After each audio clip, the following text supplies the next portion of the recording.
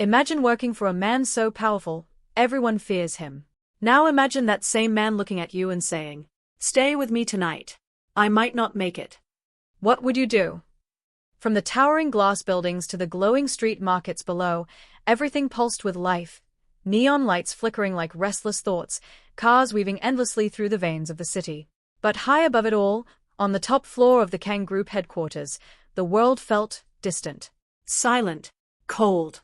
Kang Jae-minute stood alone in his office, his back to the door, his eyes fixed on the skyline stretching endlessly before him. His reflection stared back at him in the glass, sharp suit, composed expression, a man carved out of control and discipline. A man who never lost. But tonight, something was different. His hand tightened slightly around the glass of whiskey he hadn't even tasted. The doctor's voice echoed in his mind, clear and unforgiving. The condition has progressed faster than expected. A pause. You need immediate treatment, or you may not have long. Not have long. Those words didn't belong to him. Jae-minute exhaled slowly, but the air felt heavier than usual, like the room itself was pressing in on him. He had faced enemies who wanted him dead. He had survived assassination attempts, betrayal, bloodshed. He built an empire from nothing but ruthlessness and precision. Men feared him. Organizations avoided crossing him. Even law enforcement treated him like a shadow they couldn't catch. And yet, a single sentence from a man in a white coat had done what no enemy ever could. It made him feel human, fragile, mortal. His jaw tightened. No, he muttered under his breath. He didn't accept things like that. He controlled outcomes. He decided how things ended. But for the first time in years, he wasn't sure he could. A soft knock broke through the silence. Jae-minute didn't turn immediately. He already knew who it was. Come in. The door opened quietly, without hesitation, without fear. Amma Williams stepped inside. She carried herself differently from everyone else in the building. Where others walked carefully around him, measuring every word, Amma moved with calm confidence. Not disrespectful. Just unafraid. Her dark curls framed her face naturally, and her sharp eyes scanned the room before settling on him. You cancelled your remaining meetings, she said gently, closing the door behind her. That's not like you. Her voice wasn't accusing. It was observant. That was her strength. Jae-minute finally turned, his expression unreadable. Plans change. Amma studied him for a moment longer than most people would dare. She noticed everything. The untouched drink, the stiffness in his posture, the silence that lingered too long. You should go home, sir, she said after a moment.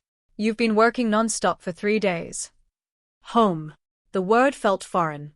Jae-minute let out a quiet, humorless breath. Home is just another empty place. The honesty slipped out before he could stop it. Amma didn't respond immediately. Most people would pretend not to hear something like that. But not her. Then maybe it doesn't have to be, she said softly. That made him look at her again. Really look this time. He had always known she was competent, efficient, intelligent, reliable in ways few people were. That was why she stayed. But now, he noticed something else. Warmth.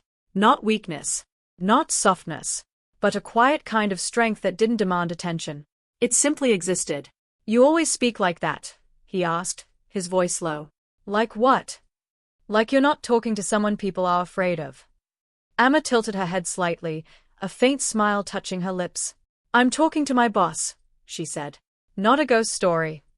For a brief second, there was silence. Then something unexpected happened. Jae-minute almost smiled. Almost. He turned away again. But this time, his gaze drifted, not sharp, not calculating. Just thoughtful. Everyone here walks on eggshells, he said. They think if they say the wrong thing, it'll cost them everything. And would it? Amma asked calmly. Another pause. Jae-minute didn't answer immediately. Because the truth? It used to. Yes, he admitted finally. It would have. Amma nodded slightly, as if that confirmed something she already suspected. But not anymore, she said. It wasn't a question. That caught him off guard. And what makes you so sure? He asked, turning back to her slowly. Her eyes met his without hesitation. Because you wouldn't be standing there, staring at the city like it's the only thing keeping you grounded, if you were still that man. The words landed quietly, but they hit deeper than anything loud ever could. For a moment, Jae-minute said nothing. Did nothing. Just looked at her. No fear. No performance. No hidden agenda. Just truth. And for reasons he didn't fully understand, he didn't push it away. The room fell into a different kind of silence now. Not cold. Not empty. But heavy with something unspoken. Amma took a small step forward. Whatever it is, she said gently, you don't have to carry it alone. That sentence lingered in the air. J-Minute felt it settle somewhere deep in his chest, a place he hadn't acknowledged in years. Alone. He had always been alone. By choice. By necessity. By design. But now, for the first time in a long time, that loneliness felt noticeable, real, and dangerous in a way he didn't know how to fight. He looked at her again, longer this time, carefully, like he was trying to understand something unfamiliar. Or maybe, someone. And without realizing it, the night had already begun to change. The office felt smaller now, not physically, but emotionally, like the air itself had thickened, wrapping around every word left unspoken between them. Amma stood near the desk, her posture composed, but her mind quietly alert. Something had shifted the moment she walked in. She could feel it. Kang J-Minute wasn't the same man from yesterday. Or even an hour ago. He hadn't dismissed her yet. Hadn't returned to work. Hadn't put his walls back up. Instead, he was watching her. Not as a boss evaluates an employee, but as a man studies something he doesn't fully understand. You can leave if you want, he said suddenly. His voice was calm, but there was something beneath it, something almost restrained. Amma didn't move. If you wanted me to leave, she replied gently, you wouldn't have said it like that. That caught him. A flicker of something passed through his expression. Surprise, maybe even a hint of respect. You read people well, he said. I pay attention, she answered. Silence settled again, but this time it wasn't uncomfortable. It was charged. J-Minute moved away from the window, each step slow, deliberate. The distance between them shortened, but the tension grew. Tell me something, Amma, he said, his voice lower now. She held his gaze. What is it? If you knew someone only brought you into their world because you were useful, he paused, choosing his words carefully, would you stay? Amma didn't answer immediately. She understood the weight behind that question. Depends, she said after a moment. On what? On whether they only kept me because I was useful, or because they didn't know how to ask for anything more. That landed deep. J-Minute's jaw tightened slightly, but not in anger. In recognition. You think that's what this is? He asked. I think, she said carefully, you're not used to needing people. The word needing lingered longer than it should have. Because it was dangerous. Especially for a man like him. J-Minute turned away briefly, running a hand through his hair, an uncharacteristically restless gesture. I don't need anyone, he said automatically, but it didn't sound convincing. Not even to him. Amma didn't challenge him directly this time. Instead, she softened. Then why didn't you let me leave? That question stripped everything back. No titles. No power. Just truth. J-Minute exhaled slowly, his shoulders lowering just a fraction. Because there it was. The answer he didn't want to say out loud.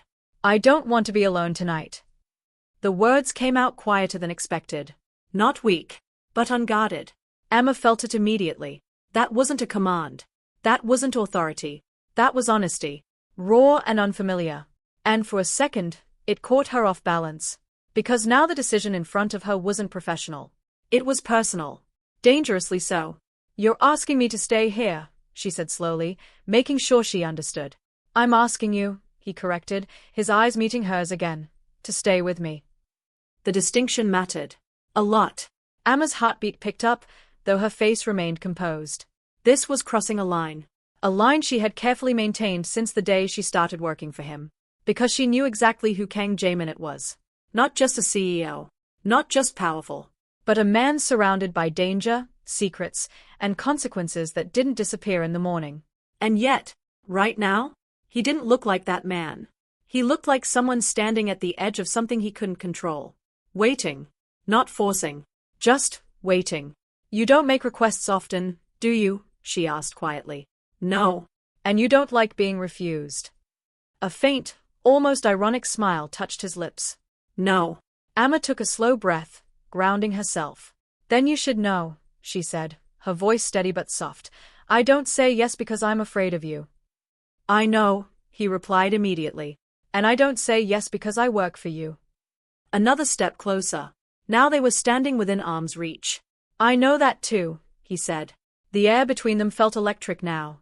Unspoken tension humming beneath every word. Then why me? She asked. That question mattered more than anything else. J-Minute didn't hesitate this time. Because you're the only person who doesn't look at me like I'm untouchable or dangerous. A beat. You look at me like I'm human. That did it. That was the moment something shifted inside her. Not attraction. Not yet. But understanding. Deep, undeniable understanding. Amma looked at him, really looked. At the man beneath the reputation. The loneliness beneath the control. The silence beneath the power. And she made her choice. All right, she said softly. J-Minute didn't move. Didn't react immediately. Almost like he needed to be sure he heard her right. I'll stay. Those two words changed everything. Not loudly. Not dramatically. But in a quiet, irreversible way. The tension didn't disappear.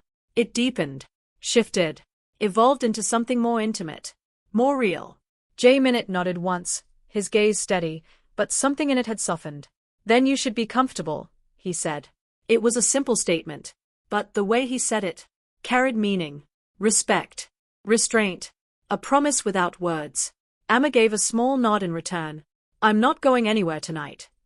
And for the first time since the doctor's voice echoed in his mind, Kang J-Minute felt something unfamiliar settle in his chest. Not control.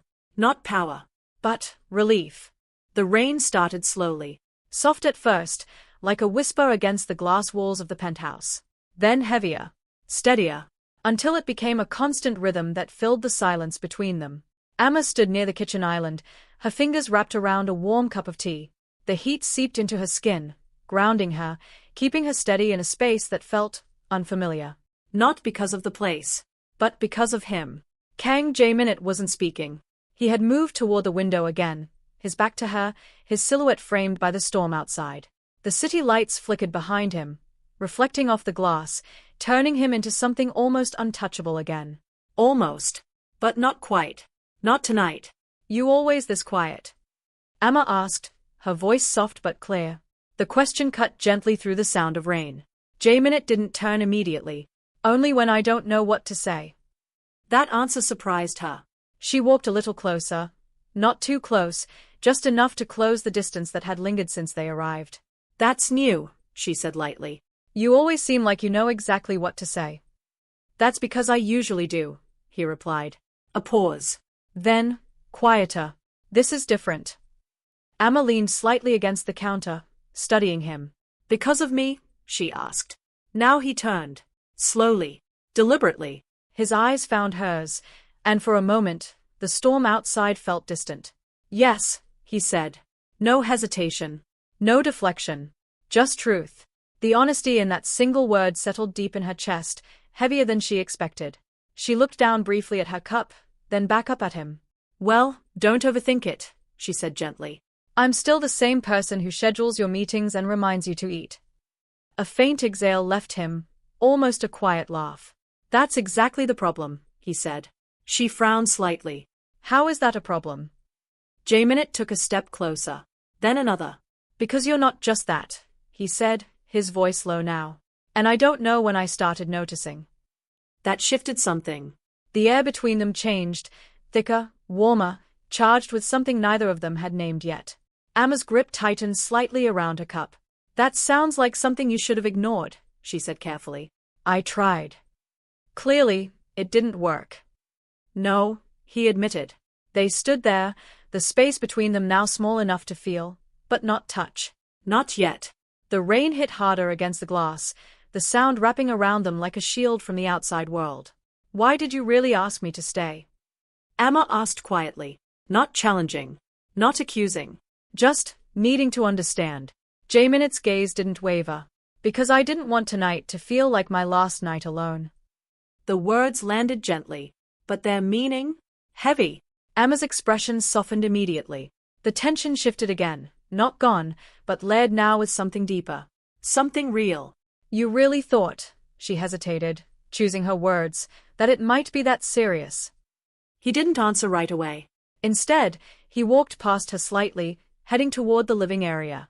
He loosened his tie fully this time, letting it fall onto the couch, then unbuttoned the top of his shirt. Not carelessly. Just tired. I've lived my life expecting things to end violently, he said, his voice quieter now. Not like this. Amma followed slowly, placing her cup down as she moved. And that scares you? He sat down, leaning forward slightly, his elbows resting on his knees. Yes. That word was almost a whisper, but she heard it clearly, and it changed everything. Amma crossed the remaining distance and sat on the edge of the couch, not too close, but no longer far. You don't look like someone who scares easily, she said. I don't, he replied. Another pause. This is different. She turned slightly toward him. How? J-Minute finally looked at her again. Because I can't fight it. That silence that followed, it wasn't empty. It was full. Full of everything he wasn't used to saying. Everything he wasn't used to feeling. Amma shifted closer this time, just a little. Enough that their shoulders were almost touching. Then maybe, she said softly, you don't need to fight tonight. He didn't respond immediately, but he didn't move away either. The space between their shoulders disappeared. Just barely, but it was enough. Enough to change the atmosphere completely. Minutes passed. Or maybe longer. Time didn't feel normal anymore. You're not nervous? He asked suddenly. About what? Being here. Alone. With me. Amma turned her head slightly, meeting his gaze again. If I was, she said calmly, I wouldn't be sitting this close. That answer lingered. His eyes dropped briefly, to the space between them, then back to her face. You trust me? He asked. She didn't hesitate. Yes. That word did something to him. Something visible. His expression softened, not dramatically, but enough for her to notice. Carefully, slowly, his hand shifted. Not grabbing. Not pulling. Just moving. Until it rested lightly beside hers on the couch. Close. But not touching. A silent question. Amma looked at it, then at him. And without a word, she let her hand stay exactly where it was. Close enough that the warmth between them was undeniable. The distance? Gone. Not crossed, but gone. And in that quiet, rain-filled night, with no witnesses, no expectations, no roles to play, Kang J-Minute wasn't a mafia boss. Amma wasn't just his secretary. They were just two people, sitting in the space between fear and something that felt dangerously close to comfort. And neither of them pulled away. The rain didn't stop. If anything, it grew steadier. Like the night itself had decided to linger a little longer. Inside the penthouse, the lights had dimmed naturally, the city glow slipping through the glass walls and painting everything in soft gold and shadow. Amma hadn't moved far. Neither had J-Minute. But something between them had. The silence they shared now wasn't uncertain anymore. It was comfortable. Dangerously comfortable. You should lie down, Amma said gently, glancing at him from the side. You've barely rested. J-Minute leaned back slightly, his head tilting against the couch, eyes half-lidded. Not asleep, just less guarded. I don't sleep easily, he said. I didn't ask if it was easy, she replied, her tone calm. I said you should. That earned a quiet exhale from him, almost amused. You always this persistent? He asked. Only when it matters. He turned his head slightly, looking at her more directly now. And this matters? Amma didn't hesitate. Yes. The simplicity of her answer made something shift in his expression again. Not dramatic. Just softer. Most people would have left by now, he said after a moment. Most people aren't here, she replied. A beat passed. Then she added, quieter. And most people don't see you like this. J-Minute's gaze lingered on her.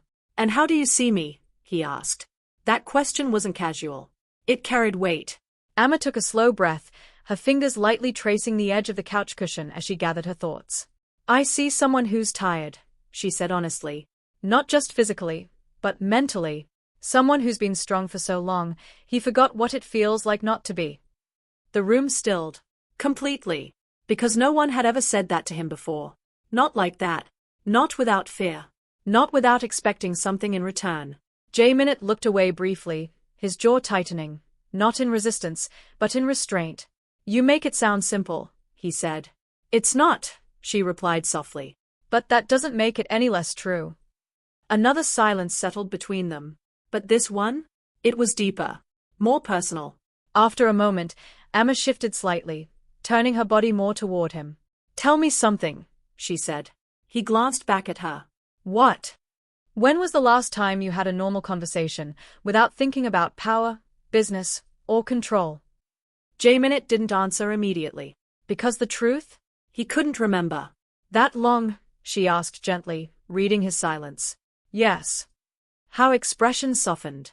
Then maybe that's where we start. He raised an eyebrow slightly. Start what? She gave a small smile. A conversation that doesn't require you to be in charge. That almost made him laugh again. Almost. You're asking a lot, he said. I'm offering something different, she corrected. He studied her for a long moment. Then, slowly, he shifted, turning his body slightly toward her, mirroring her position without even realizing it. Fine, he said quietly. Then you start. Amma smiled faintly, surprised, but not showing it too much. All right, she said. Tell me something no one in this building knows about you. J-Minute exhaled slowly, his gaze drifting upward as he thought. Then, after a moment, I hate hospitals. Amma blinked slightly. That's it. You said something no one knows, he replied. Not something dramatic. She tilted her head, studying him. That doesn't sound like a random answer. It's not. Another pause. Then, quieter. I've spent too much time in places like that, watching people lose things they can't get back. Amma's expression shifted immediately. She didn't push, didn't question. She just understood. That explains a lot, she said softly. Does it? He asked. Yes. How? You don't like things you can't control, she said. And hospitals remind you that some things aren't in your hands. J-Minute looked at her again. This time, there was no distance in his gaze. No barrier. Exactly, he said. That moment, simple as it was, felt like a door opening. Quietly, but completely. Amma shifted again, just slightly closer now. Not enough to make it obvious, but enough that their shoulders brushed again. Neither of them reacted. Not outwardly, but neither of them moved away either. Your turn, he said after a moment. She raised an eyebrow. My turn. You asked me something no one knows, he said. Now you answer the same. Amma hesitated, not because she didn't have an answer, but because she wasn't used to being the one opening up. She started, then stopped. J-Minute watched her closely, but not intensely this time. Patiently. I don't like feeling replaceable, she admitted quietly. That caught his attention immediately. Replaceable, he repeated. She nodded slightly. I've spent a lot of my life proving I belong in rooms where people don't expect me to be, she said. And sometimes, it feels like no matter how hard you work, you're still just temporary to them. The honesty in her voice was undeniable. J-Minute didn't look away. You're not temporary, he said. The words came out before he could filter them. Firm. Certain. Amma looked at him, a little surprised. You don't say things like that lightly, do you? She asked. No. Then why say it now? Because it's true. The answer stayed in his mind, but what he said instead was, because I notice things too. That was enough. More than enough. A quiet understanding settled between them again. Different from before. Stronger. Warmer. The rain softened outside, the storm beginning to pass. But inside, something had just begun. Amma leaned back slightly into the couch, her shoulders still brushing his. You know, she said softly, you're not as difficult as people think. J-Minute glanced at her, a faint hint of a smile finally breaking through. Real this time. And you're not as easy to read as I thought. She smiled back, just a little. Maybe that's a good thing.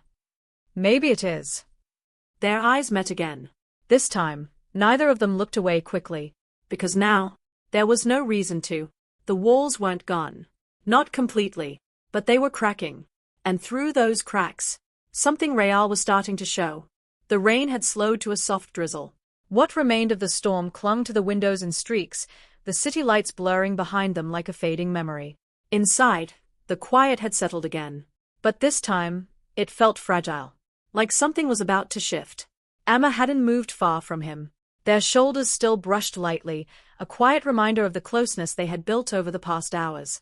For a moment, everything felt steady. Until it didn't. J-Minute's breath hitched, barely noticeable at first. Then his body tensed. His hand gripped the edge of the couch suddenly, knuckles tightening, jaw clenching as a sharp wave of pain cut through him. "Sir." "I'm fine," he said quickly. Too quickly. Amma turned fully toward him now, her expression tightening.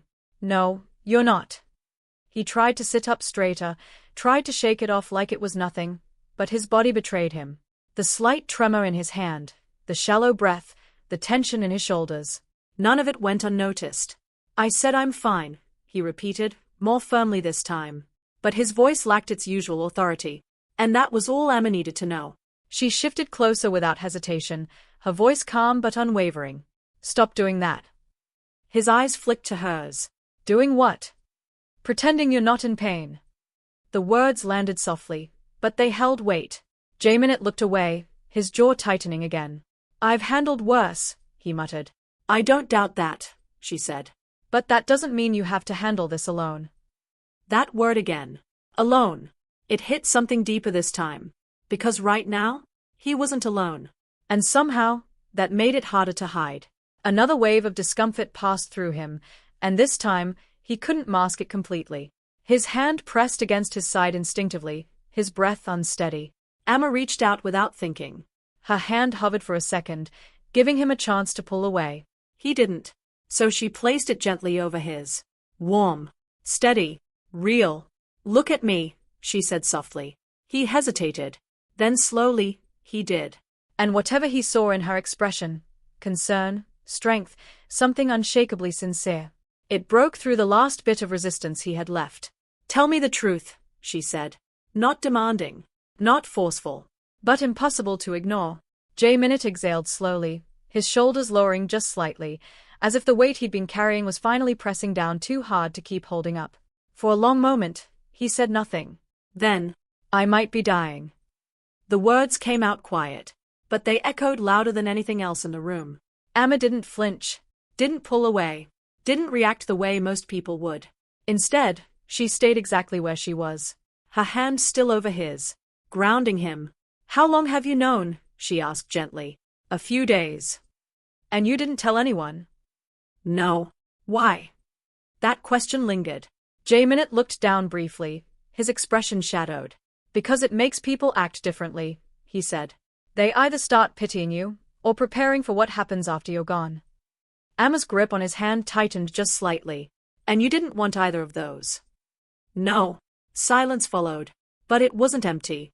It was filled with everything he hadn't said until now. Everything he had carried alone. Amma shifted closer again, this time without hesitation. Their shoulders pressed more firmly together, her presence no longer cautious, but certain. "You don't get to shut people out just because you're afraid of how they'll react," she said softly. Jaminit let out a quiet breath, something almost like a tired laugh escaping him. "You make it sound easy." "It's not," she said. "But neither is going through something like this alone." He turned his head slightly, looking at her again. "And what makes you think I'm not used to that?" Her eyes didn't waver. "Because being used to something doesn't mean it doesn't hurt." That did it. That was the moment something inside him cracked completely. Not visibly. Not dramatically. But deeply. His hand shifted under hers, not pulling away. Holding on. Just slightly. "You should have left," he said quietly. "This isn't something you should be involved in." Amma shook her head immediately. "No." His brow furrowed slightly. "No. I'm not walking away from you because things got real," she said. "That's not who I am." Her voice didn't rise. But her conviction? Unshakable. Jaminit stared at her, something unreadable in his eyes, something that hadn't been there before. "Why?" he asked again, but this time, the question was different. Deeper. "Why stay?" Amma didn't hesitate. "Because no one should hear something like that, and sit with it alone." The simplicity of her answer hit harder than anything complicated ever could. Jaminit's gaze dropped briefly to their hands. Still connected. Still steady. Then back to her face. And for the first time that night, there was no distance left in his eyes. No walls. No control. Just honesty. Raw and unfiltered. "I don't know how to do this," he admitted. The words were quiet. Unfamiliar. But real. Amma's expression softened even more. "You don't have to know," she said. You just have to not push people away when they are trying to be there for you. A long pause followed. Then slowly, he nodded. Not out of agreement, but acceptance. And that was bigger. Because Kang Jae-minute didn't accept help. He didn't lean on anyone. He didn't allow weakness to exist where he stood. But tonight, he wasn't standing alone anymore. And for the first time, he didn't fight it. The storm had passed. What remained was a soft, steady quiet, the kind that only comes after something heavy has finally been released. The city still glowed beyond the glass walls, but inside the penthouse, the world had narrowed down to just two people. And the space between them. Jae-minute hadn't moved far after everything he confessed. If anything, he seemed, still, not frozen. Just, grounded in a way he wasn't used to. Amma stayed beside him, her presence calm, steady, unwavering. She didn't rush to fill the silence. Didn't overwhelm him with words. She simply stayed. And somehow, that meant more than anything else. You should lie down properly, she said softly after a while, her voice barely above a whisper. You're still tense. Jae-minute exhaled slowly, leaning his head back against the couch. I don't think I've ever been good at that, he admitted. At resting. At letting go. Amma turned slightly toward him, her expression thoughtful. Then tonight's a good place to start. He glanced at her, a faint hint of something softer in his eyes. You make it sound simple. It doesn't have to be complicated, she replied. A quiet pause followed. Then she shifted. Not away, but closer. Carefully, she adjusted the cushion behind him, her movements gentle but deliberate. Here, she said, her voice low. Lean back. Jae-minute hesitated for just a second. Then he did. Not because he was told to, but because he trusted her. That realization settled quietly between them. Amma moved just enough to give him space to stretch slightly along the couch, but she didn't go far. She stayed within reach, within presence. Within that invisible line that neither of them had crossed, but both of them felt. You're quiet again, she murmured. I'm thinking. About what? A brief pause. About how strange this is. She smiled faintly. Strange bad, or strange good? Jae-minute turned his head slightly toward her. Strange, unfamiliar. That's not an answer. It's the only one I have. Amma let out a soft breath, her shoulders relaxing as she leaned back slightly into the couch. Well, I'll take unfamiliar over lonely, she said. That word lingered. Lonely. Jae-minute looked at her again, more carefully this time. You don't seem like someone who gets lonely, he said. Amma's smile faded just a little. That's because I don't show it. That caught him off guard. Why not? She shrugged lightly, though there was something deeper behind the gesture. Because people don't always know what to do with someone else's loneliness, she said. Sometimes it just makes things awkward. Jae-minute studied her for a moment. And you think I'd react like that? No, she said quietly. I think you'd understand it too well. That answer settled deeper than expected. A silence followed, but this one was different. It wasn't heavy. It wasn't uncertain. It was shared. Jae-minute shifted slightly, his arm resting along the back of the couch now, just behind her. Not touching, but close enough that she could feel the warmth of his presence. You're right, he said after a moment. About what? Loneliness, he replied. I do understand it. Amma didn't respond right away. She didn't need to. Some truths didn't need to be spoken twice. Minutes passed. Or maybe longer. Time felt slow here. Intentional. Jae-minute's breathing began to even out, the tension in his body gradually easing in a way that hadn't happened all night. Amma noticed. You're relaxing, she said softly. Don't sound so surprised. I am, she admitted. You don't seem like the type who lets his guard down. I don't, he said. Another pause. Except tonight. Her eyes shifted toward him slightly. Why tonight? Jae-minute didn't answer immediately. Instead, his hand moved again, slowly, carefully, until it rested lightly against hers. Not sudden. Not demanding. Just there. Warm. Present. Honest. Because you're here, he said. That was it. No dramatic confession. No overcomplicated explanation. Just truth. Amma's breath caught for a fraction of a second. But she didn't pull away. She let her hand stay where it was. Then, slowly, She turned it just enough for their fingers to rest more naturally together. Not fully intertwined, but no longer accidental. Intentional. The shift was small, but it meant everything. Jaminit noticed. Of course he did. His thumb moved slightly, not gripping, not holding tightly, just brushing lightly against the back of her hand. Testing. Confirming. She didn't move away, didn't tense, didn't hesitate. And that silent permission? It changed the atmosphere completely. The city outside continued as always, cars moving, lights flickering, people living lives far removed from this quiet moment. But inside, time stood still. You should get some sleep, Amma whispered after a while. Jaminit's eyes were already half closed. I might, he murmured. She shifted slightly, adjusting her position so she was more comfortable, but still close enough that their hands remained connected. I'm not going anywhere, she added softly. That sentence settled deeper than anything else she had said. Because it wasn't just about the moment. It was a promise. And Jaminit felt it. Even in the quiet pull of sleep beginning to take over. For the first time in years. He didn't fight it. Didn't resist. Didn't stay awake out of habit or control. He let himself rest. His grip on her hand loosened slightly, not letting go, just relaxing. And Amma stayed exactly where she was. Watching. Listening to his steady breathing. Feeling the warmth of his hand against hers. And somewhere in the quiet of that night, without words, without declarations, something real took root between them. Something neither of them could ignore anymore. Morning came gently. Not loud. Not sudden. Just a soft wash of light slipping through the tall glass windows, stretching across the quiet penthouse like a new beginning. The city was already awake. But inside, everything was still. Amma stirred first. Slowly. Carefully. For a moment, she didn't move at all, just lay there, her thoughts catching up with the night before. The conversation. The confession. The silence that had somehow said more than words ever could. Then she felt it.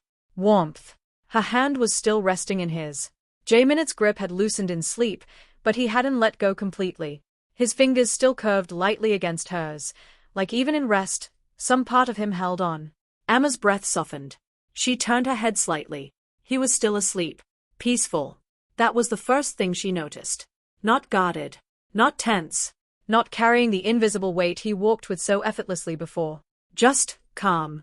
And somehow, that felt more intimate than anything else. Her gaze lingered on him for a second longer than it should have. Then longer still. Because it wasn't just about how he looked. It was what it meant. He trusted her. Enough to let his guard down. Enough to rest. That wasn't something she took lightly. Carefully, she shifted just a little, trying not to wake him. But as she did, his phone buzzed softly against the table nearby. Once. Then again. Amma hesitated. She wasn't the type to go through someone else's phone. But this wasn't just anyone. And something about the timing felt important. She leaned slightly, just enough to glance at the screen as it lit up again. A message. From his doctor. Her eyes scanned it quickly, and then widened. Test results confirmed. It's not terminal. Treatment is highly effective. We'll begin immediately. For a moment, she just stared, reading it again. And again. Like her mind needed time to catch up with what her eyes had already understood. Not terminal. He wasn't dying. Relief hit her first. Sharp. Immediate. It rushed through her chest so fast she had to exhale just to steady herself. But right behind it came something else. Something quieter. More complicated. Because last night had been built on something fragile. Something real. The belief that time was limited. That walls didn't matter anymore. That honesty couldn't wait. And now, time was back. The future had returned. Which meant everything could change. Amma slowly turned back toward him, her gaze settling on his face again. Still asleep. Still unaware. Her fingers tightened slightly around his, this time not just out of comfort, but uncertainty. What happens now? The question lingered heavily in her chest. Would he go back to who he was? To distance? To control? To being untouchable again? Before she could think any further, he moved. A small shift at first. Then a slow inhale. And his eyes opened. For a brief second, he looked disoriented, caught between sleep and awareness. Then he saw her. And everything stilled. Neither of them spoke immediately. They didn't need to. Because something had already changed. You're awake, Amma said softly. Jaminit's gaze flickered slightly, then steadied. I could say the same. There was something different in his voice. Not distant, not guarded, just aware. Then his eyes shifted slightly to their hands, still connected, still close. He didn't pull away. Neither did she. I saw the message, Amma said gently. No hesitation. No pretending. Just truth. J-Minute went still. Completely. From the doctor, she added quietly. A pause. Then, what did it say? His voice wasn't fearful, but it wasn't steady either. Amma held his gaze. It's not terminal. Silence. A long one. The kind that stretches just enough to carry weight. J-Minute blinked once. Then again. Like the words hadn't fully settled yet. Treatment is effective, she continued softly. You have time. Time. That word hit differently. Last night, it felt like something he didn't have. Now, it felt like something he didn't know what to do with. He sat up slowly, releasing her hand, but only to run his fingers through his hair, his thoughts catching up all at once. Not dying. Not ending. Still here. Still living. Amma watched him carefully. Not interrupting. Not rushing him. Just giving him space.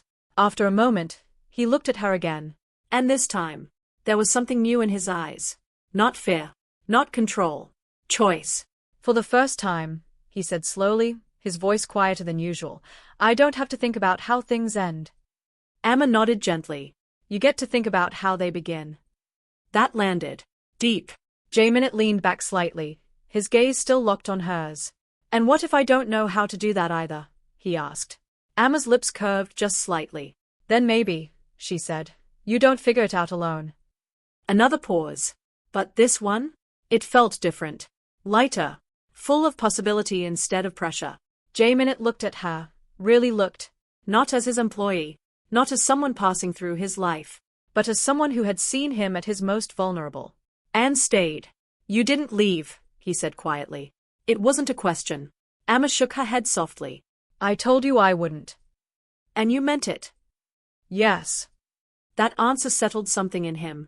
Something final. Something certain. He shifted slightly, closing the space between them again. Not abruptly. Not intensely. Just naturally. Like it made sense now. Then I have another request, he said. Amma raised an eyebrow slightly. That sounds familiar. A faint hint of a smile touched his lips. Stay, he said. A beat. Not just tonight. The air shifted again. But this time? It wasn't heavy. It wasn't uncertain. It was open. Amma held his gaze, her expression calm. But her heart anything but. That depends, she said softly. On what? On whether you're asking me as your boss. She let the words linger just a second.